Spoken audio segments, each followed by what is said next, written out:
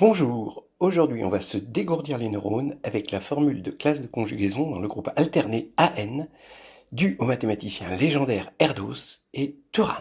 Alors d'abord, le prequel, les classes de conjugaison dans SN, je vous rappelle qu'elles sont en bijection avec les partitions de n. Comment on peut partitionner le nombre n? Par exemple, le nombre 8, il peut être partitionné de P de 8 manières, dont par exemple 3 plus 2 plus 2 plus 1. Voilà. Et à cette partition, 3 plus 2 plus 2 plus 1, va correspondre une classe de conjugaison dans S8, la classe de la permutation, qui va se décomposer en cycles à support disjoint. La permutation, 1, 2, 3, ensuite 4, 5, 6, 7 et 8. Alors là, je rajoute artificiellement le 8 qui est un cycle. Généralement, on ne le fait pas. Et ici, vous avez donc 3, 2, 2, 1. Et cette classe de conjugaison est exactement constituée des permutations qui ont cette forme, alors bien sûr pour d'autres nombres ici, mais qui ont cette forme de décomposition.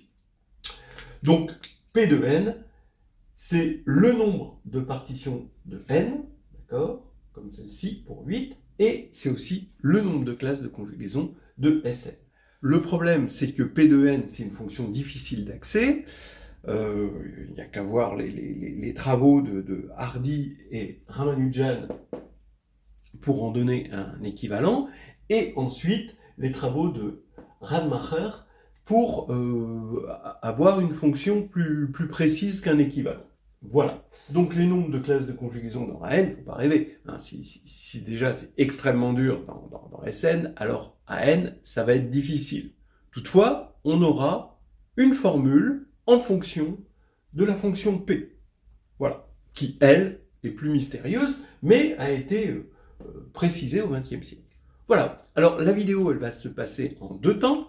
Le premier temps, c'est de caractériser les classes de conjugaison de AN, voilà, en fonction des classes de conjugaison de SN, évidemment. Et dans un deuxième temps, on va voir le nombre de classes de conjugaison de AN en fonction de la fonction P. Voilà. Et vous allez voir, c'est pétillant, il y a du croquant et il y a du fondant. Surtout du croquant. Allez, on y va. La première proposition sur la caractérisation, ce qui va tout nous dire sur les classes de conjugaison de AN. Soit sigma dans AN, donc AN, c'est le groupe alterné, le sous-groupe d'indice 2, constitué des permutations de signature paire. Et on a la classe de conjugaison de sigma, on peut l'avoir dans SN, et la classe de conjugaison de sigma que l'on peut voir dans AN.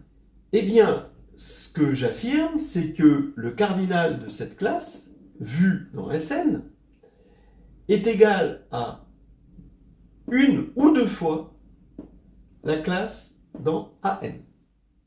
Donc cette classe-là est soit égale à celle-là, soit deux fois plus grande. Vous avez déjà un exemple intéressant dans S4, où vous avez les trois cycles, d'accord? Eh bien, si vous regardez un trois cycles, deux trois cycles dans S4 sont conjugués, mais dans A4, ils ne sont pas conjugués, forcément. Vous allez avoir la classe de 1, 2, 3, et vous allez avoir la classe de 1, 3, 2. 1, 2, 3 et 1, 3, 2 sont conjugués dans S4, mais ne sont pas conjugués dans A4. Voilà, bon, juste pour vous fixer les idées. Maintenant, il nous faut un critère pour savoir quand c'est-ce que k égale 1 et quand c'est-ce que k égale 2. Eh bien, le critère est extrêmement simple. K égale 2, si et seulement si la partition de sigma n'a que des impairs distincts. D'accord ? Des impairs, d'accord, et distincts. Voilà. Par exemple, ici, ce n'est pas le cas. Il y a un impair là, il y a un impair là, mais là, il y a un pair. Et en plus de ça, c'est pas distinct. Entre autres, vous voyez que mon exemple marche. Quand on va avoir des trois cycles dans S4, eh bien, trois cycles, il y a un trois cycles, donc 3 c'est impair, et il n'y en a qu'un, donc on peut estimer que les impairs sont distincts. Donc on va avoir une classe dans S4, des trois cycles, qui va être deux fois plus grande que la même classe, mais vue dans A4. Puisque là, ça s'est divisé en deux dans A4. Il y a la classe de 1, 2, 3 et la classe de 1, 3, 2. Voilà. Bon, on va attaquer la preuve. D'abord des rappels. À sigma, donc, on associe les nombres AK de sigma. C'est la multiplicité pour chaque K du nombre de K-cycles dans la décomposition de sigma. Par exemple, ici, on va avoir A1 de sigma égale 1, A2 de sigma égale 2, A3 de sigma égale 1, et A4 de sigma égale 0. D'accord? Et puis les autres sont tous nuls dans S8, A5, A6, A7, etc., jusqu'à A8. Bien, puisqu'on va prendre K évidemment de 1 à N. On a pour K de 1 à N, voilà, la somme de K à K de sigma égale N, puisque, bah oui, comme ici, on va avoir 1 fois 1, plus 2 fois 2, plus 3 fois 1, moins 1 fois 3, ici, est égal à 8. Bon, ça, c'est de la terminologie. Plus intéressant, on a Z sigma, le centralisateur de sigma. Donc sigma est une permutation, et donc on regarde les éléments qui commutent dans Sn avec la permutation. Donc c'est le centralisateur dans Sn. Et on a une formule bien connue qu'on a démontré déjà sur cette chaîne, que vous pouvez trouver beaucoup de choses. Donc tout ça, vous pouvez le trouver dans Histoire hédoniste, le tome 2, hein, de nouvelles histoires hédonistes, de groupes et de géométrie. Eh bien, le centralisateur, ça c'est un sous-groupe, qui est de cardinal, le produit pour tous les cas de factoriel AK de sigma, qu'on vient de définir ici, fois K puissance AK de sigma. C'est une formule assez simple. Alors, pour démontrer ceci, bon, après vous pourrez regarder les références, mais c'est pas trop difficile. Le mieux, c'est d'attaquer le cardinal de la classe de conjugaison de sigma, de mettre des nombres comme ça au hasard, donc il y en a factoriel n, ici, on met une suite de nombres, factoriel n, et ensuite on regarde celles qui correspondent au même élément, et donc il suffit de permuter ici, pour avoir les mêmes éléments, permuter ici, donc quand il y a des multiplicités, ce qui donne ce facteur-là, et de d'écrire par exemple 1, 2, 3, bah c'est pareil que 2, 3, 1, et c'est pareil que 3, 1, 2 ici. Donc c'est ce qui nous donne ce facteur-là. Bon. Et ensuite, on applique la formule que le cardinal de la classe de conjugaison, on va la voir tout à l'heure, c'est égal au cardinal du groupe total divisé par le cardinal du stabilisateur, qui est le centralisateur Z sigma. Bien, alors, voilà pour les petits rappels que vous pouvez trouver rapidement, et je vous ai rappelé les idées de preuve. Bien. Maintenant, donc ça c'est ce que je disais, la classe de conjugaison, eh bien vous avez Sn qui agit par conjugaison sur la classe de conjugaison, et qui agit transitivement, évidemment, par définition d'une classe de conjugaison, et vous allez avoir que C sigma Sn, c'est en cardinal le quotient de Sn par le stabilisateur, et le stabilisateur pour l'action de conjugaison, bah, c'est justement le centralisateur de sigma. Donc on a ça. Maintenant, pareil pour AN, sauf que le groupe qui agit, c'est AN, cette fois-ci, puisqu'on regarde la classe de conjugaison dans AN, et le centralisateur, eh bien, c'est les éléments qui centralisaient déjà Sn, mais qui sont dans AN, puisque c'est AN qui agit, donc c'est Z sigma inter AN. Donc on a, au niveau des cardinaux, un passage au quotient, ici. Alors maintenant, je veux démontrer ceci. Eh bien, je remarque, alors regardez cette suite de morphismes, Z sigma, je l'injecte de façon canonique dans Sn, c'est un sous-groupe, et Sn, je surjecte de façon canonique sur Sn quotienté par An. Donc j'ai un morphisme composé ici, dont le noyau, bah, c'est exactement ici les éléments de Z sigma qui sont dans Sn. Donc on a une injection de Z sigma quotienté par passage au quotient, hein, par Z sigma inter An dans Sn quotienté par An qui est isomorphe au groupe à deux éléments. Comme il y a deux éléments ici, ça veut dire qu'ici, il y a soit un élément, soit deux éléments. Donc s'il y a un élément, ça veut dire que Z sigma inter AN égale Z sigma. Donc, ce qui veut dire que lui, c'est la moitié de lui, puisque le cardinal de N, c'est la moitié du cardinal de Sn. Donc K égale 2, ici. Voilà. Et si maintenant, ça, c'est le cardinal 2, ça veut dire que lui, c'est la moitié de lui en cardinal. Donc, de là à là, les numérateurs ont été divisés par 2 et les dénominateurs ont été divisés par 2. Donc, 1 partout, la balle au centre. Ça veut dire que K est égal à 1. Voilà. Alors maintenant, quand c'est-ce que K est égal à 2 ? Si et seulement si, on a ça. Et c'est ce qu'on vient de voir, c'est-à-dire si et seulement si Z sigma est inclus dans AN. Voilà déjà une première caractérisation. Mais cette caractérisation n'est pas assez profonde, il va falloir voir quand c'est-ce que K égale 2, c'est-à-dire quand c'est-ce que Z sigma est inclus dans AN. Eh bien, j'affirme que Z sigma est inclus dans AN si et seulement si la partition de sigma n'a que des impairs distincts. Par exemple, 8, ce serait 5 plus 3, par exemple, vous voyez ? Ou 7 plus 1. Voilà. Ok, alors, allons-y. L'implication. Si on a des impairs distincts, d'accord ? Alors, le cardinal de Z sigma, d'après cette formule, est impair. Parce que ici, on va avoir 1, puisque on aura soit factoriel 0, soit factoriel 1, donc dans tous les cas, ça fait 1.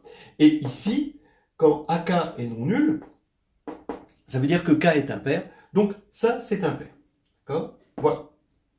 Maintenant, puisque le sous-groupe est d'ordre impair, si maintenant je prends un taux qui est dans Z sigma, par l'absurde, moins AN, qui ne serait pas dans AN, donc si Z sigma n'était pas inclus dans AN, par l'absurde, alors taux posséderait un K cycle, d'accord, de longueur paire. Parce que si toutes les longueurs étaient impaires, eh bien, forcément, taux serait dans AN. Donc, il posséderait au moins un cycle de longueur paire. Donc, ça veut dire que son ordre, comme l'ordre de taux, c'est le PPCM de tous les ordres des cycles. Mais il aurait un cycle qui serait pair. Donc, ça veut dire que l'ordre de taux serait pair. Et oui, parce que c'est le PPCM. Ah oui. Mais oui, mais c'est pas possible, parce que le théorème de Lagrange dit que l'ordre d'un élément divise l'ordre du groupe, donc on a du pair qui diviserait de l'impair, c'est pas possible. Ok, donc ça, c'est montré. Dans l'autre sens, eh bien, il suffit de montrer que si la partition n'a pas que des impairs distincts, alors on peut exhiber un élément du centre qui n'est pas dans AN, qui est de signature -1. Allons-y. Si la partition n'a pas que des impairs distincts, ça veut dire soit elle a un pair, soit alors elle a des impairs, mais avec multiplicité. Donc supposons dans un premier temps que l'on a dans sigma, dans la décomposition de sigma, un cycle à support disjoint, un cycle pair, eh bien ce cycle pair commute forcément avec sigma, donc il est dans le centralisateur. Or, comme K est pair, eh bien sa signature est impair. Donc voilà, on n'a pas ceci. Très bien.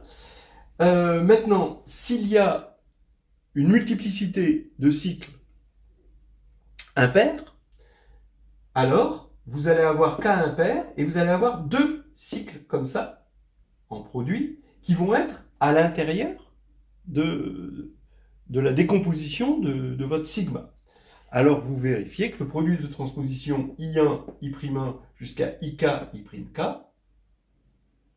il n'est pas dans AN, parce que sa signature c'est -1 puissance K et que K est impair. Et il commute, c'est facile de voir que déjà il va commuter avec ça, et qu'ensuite il commute avec les autres, puisque c'est un support disjoint, donc il commute avec sigma, donc il est bien dans Z sigma. Voilà, on a démontré cette proposition, cette caractérisation, et maintenant on va attaquer dans la combinatoire pure et dure, hein, l'interprétation combinatoire de cette proposition.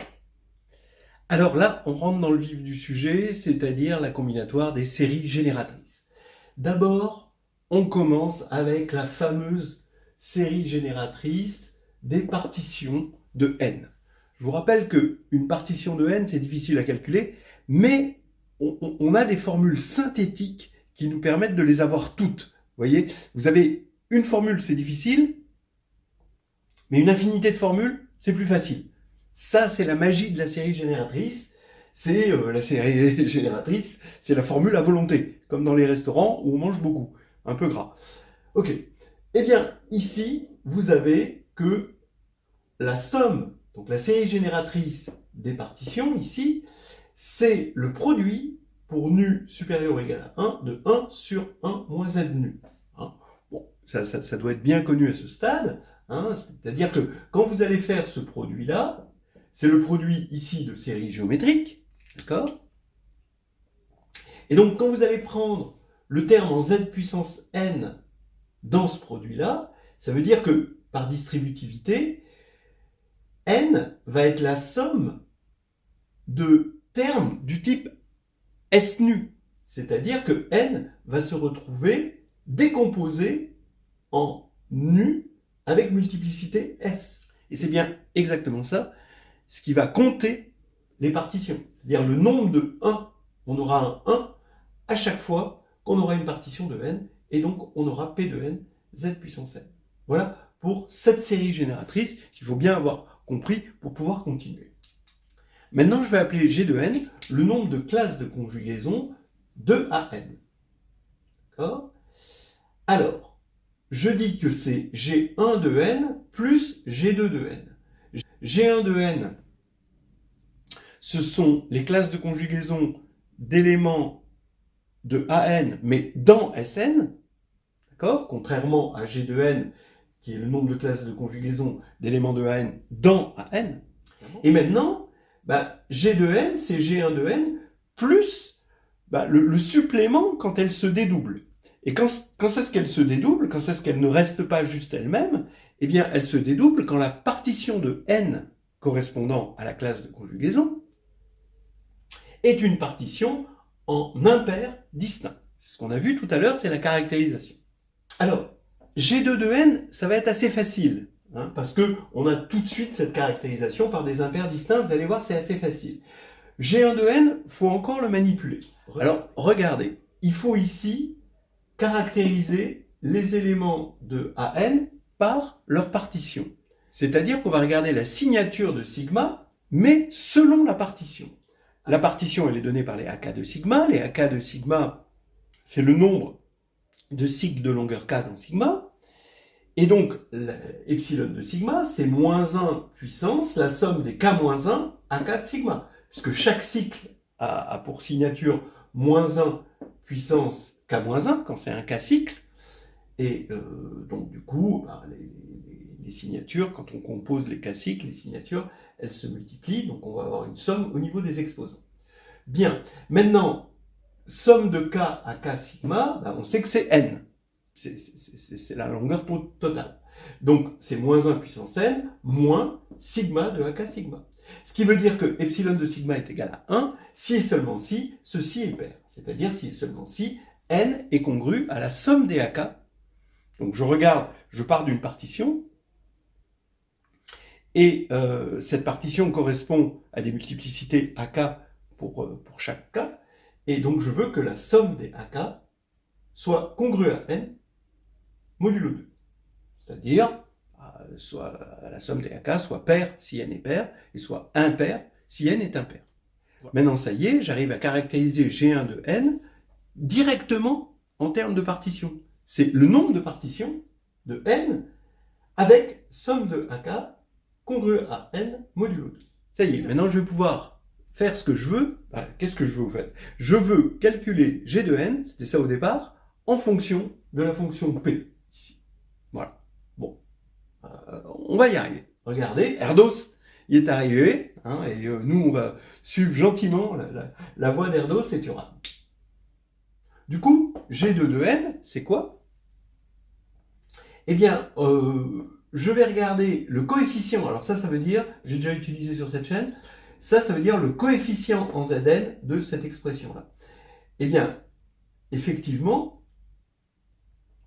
il n'y a pas de multiplicité et c'est que des impairs, donc c'est le produit pour nu supérieur ou égal à 1 de 1 plus de z puissance 2 nu moins 1. Voilà. On a taillé là-dedans. Là, je vais remplacer z par moins z. Et donc, le terme en Zn doit être remplacé par moins 1 puissance n fois le terme que j'aurais eu en remplaçant z par moins z. Ça, c'est logique.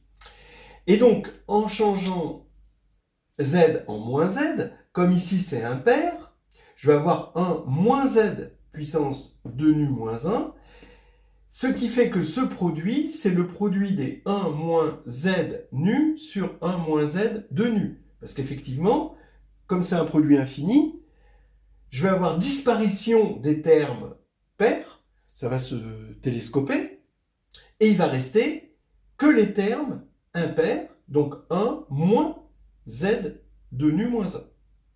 Voilà. Et comme j'ai remplacé z par moins z, j'aurai bien ça. Très bien. Mais avec ce moins 1 puissance n. Et maintenant, c'est facile, j'ai toujours moins 1 puissance n, le terme en Zn, et là, différence de 2 carrés, c'est 1 sur 1 plus z puissance nu. Voilà. Je mets ça de côté et j'attaque G1. Alors, maintenant, pour attaquer G1, regardez. J'appelle Pk de n, une petite variante de P de n, donc, c'est le nombre de partitions de n, mais à k part.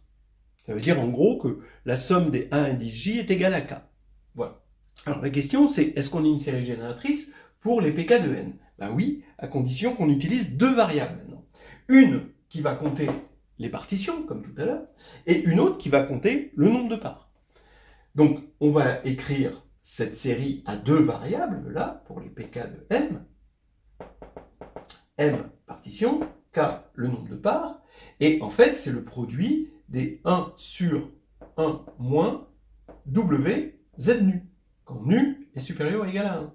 Effectivement, par les séries géométriques, ça, c'est la somme des W puissance S, Z puissance S nu. Donc ici, on va compter la partition. Ça participe à la partition. Et ça participe au nombre de parts, puisqu'à chaque fois, on va avoir S parts ici. Voilà, donc nickel, magnifique. Alors, regardez, dans cette formule, si je fais W égale 1, bon, je vais retrouver ceci, bien sûr, d'accord, avec la somme de toutes les parts. Mais si je fais W égale moins 1, je vais avoir avec un plus les parts paires et avec un moins les parts impaires. Donc, si je fais la moyenne des deux, la moyenne pour W égale 1 et pour W égale moins 1, eh bien, il va y avoir disparition des termes impairs et juste les termes pairs. De la même manière, si je soustrais et je divise par 2, donc si je fais W égale 1, W égale moins 1, je fais la soustraction, je divise par 2, je fais disparaître les termes pairs. Moralité. G1 de n. On veut que le nombre de parts soit congru à n modulo 2. Donc c'est moins 1 puissance n. Donc la parité, d'accord, la parité du nombre de parts, c'est moins 1 puissance n. Donc quand on va calculer G1 de n, on va regarder le coefficient en z puissance n dans cette série génératrice où on ne retient que les partitions dont le nombre de parts est congru à n modulo 2. Bien. C'est-à-dire, d'après ce qu'on vient de voir, il faut faire la moyenne, 1 demi, et on regarde le terme en z puissance n du produit pour W égale 1 et plus moins 1 puissance n, parce que selon la parité, il faut faire plus ou il faut faire moins, du produit pour W égale moins 1. D'accord? Donc voilà.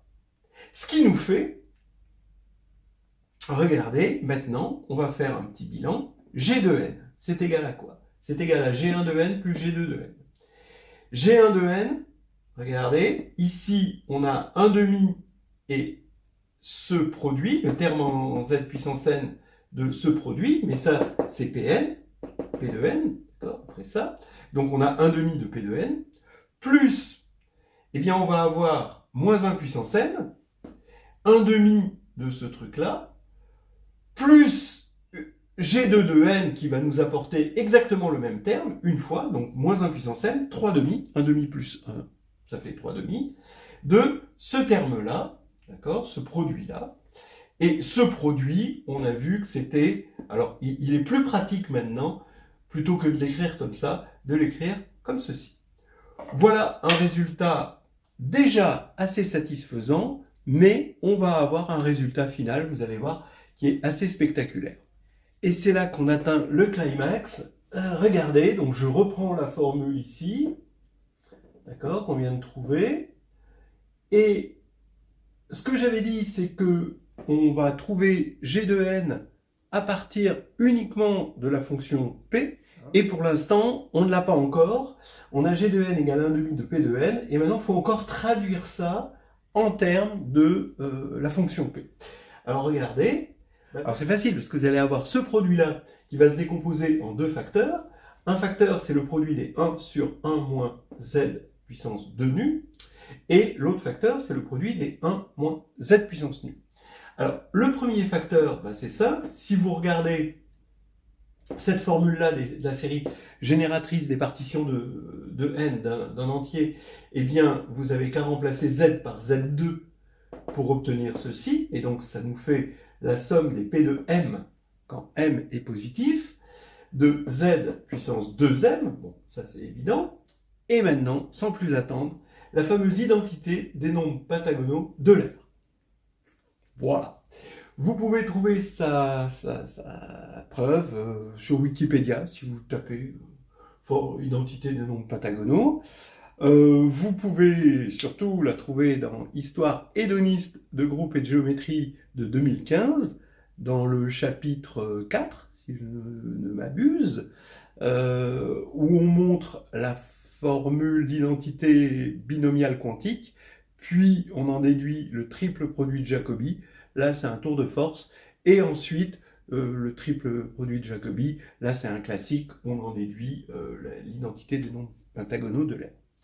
Ça veut dire quoi? Ça veut dire que quand on fait le produit des 1 moins z puissance nu quand nu est plus grand que 1, eh bien, on a une somme, mais attention, hein, cette somme est sur z, donc de moins l'infini et plus l'infini, avec une alternance, et c'est une série génératrice où ici, on a tous les nombres pentagonaux. En fait, 3R2 plus R sur 2, ce sont des nombres pentagonaux. De la même manière que R carré, c'est des carrés, que R facteur de R-1 sur 2, c'est des nombres triangulaires, et bien vous avez aussi des nombres pentagonaux, hein, quand vous avez un côté R et que vous voulez remplir de points entiers un pentagone. Alors vous avez cette formule dont vous pouvez trouver la preuve sur Wikipédia, ou alors, si vous voulez une approche originale qui utilise vraiment typiquement la combinatoire quantique, vous pouvez le regarder dans le chapitre 4 du tome 2 de 2015. Histoire hédoniste de groupe et de géométrie. Autant promo. On a, au final, quand on va multiplier ça par ça, pour obtenir ça, donc regardez, 1 demi de P de n, ce qui est bien parce que ça nous permet de comparer, si vous voulez, ça c'est les partitions de Sn, et on divise par 2, et donc ici on va pouvoir avoir un nombre comparatif, et ce nombre comparatif ici, c'est donc 3 demi moins 1 puissance n, et là vous allez avoir, quand vous allez multiplier ça par ça, vous allez avoir la somme pour valeur absolue de R strictement inférieure à racine de n, de moins 1 puissance R, P de n sur 2 moins 3R2 plus R sur 4, voilà. où R est congru à 2n ou 2n plus 1 modulo 4. Alors, explication, quand vous multipliez, oui, vous allez regarder le terme en Zn là-dedans, d'accord? Donc ici, j'aurais dû mettre le terme en Zn. On cherche le terme en Zn là-dedans, donc ici, ça va être obtenu dès qu'on a 2m plus 3r2 plus r sur 2, ici égale n, voilà, c'est-à-dire m égale n sur 2 moins 3r2 plus r sur 4, c'est ce qu'on a donc ici, d'accord, pour P de m. Là, on a moins 1 puissance r, valeur absolue de r est strictement inférieure à racine de n, c'est ce qui va nous permettre d'avoir que ce nombre-là est strictement positif, ici, hein, donc ça c'est positif, et R congru à 2n ou 2n plus 1 modulo 4, c'est ce qui va permettre d'avoir ceci entier, hein, ça c'est le minimum.